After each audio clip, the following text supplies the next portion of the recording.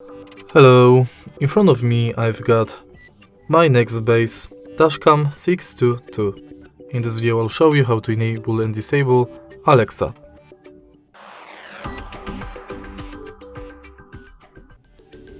In the beginning, let's go to my Nextbase app and select Setup Now for Amazon Alexa. Now select between Are you in car? Yes or no.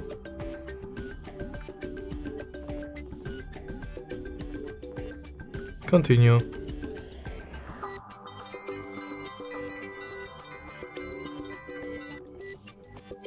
Now download Alexa app from Play Store.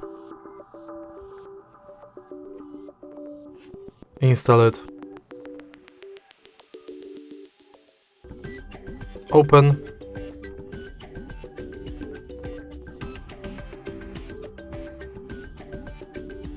Allow. And then enter your account.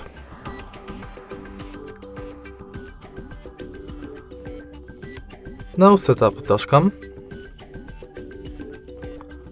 and again go to your account. When you log in, your Alexa will be set up for the Dashcam. Then you will simply have to say, "Hey Alexa," and enter commands. And that's it. If you find this video helpful, please leave like, comment and subscribe.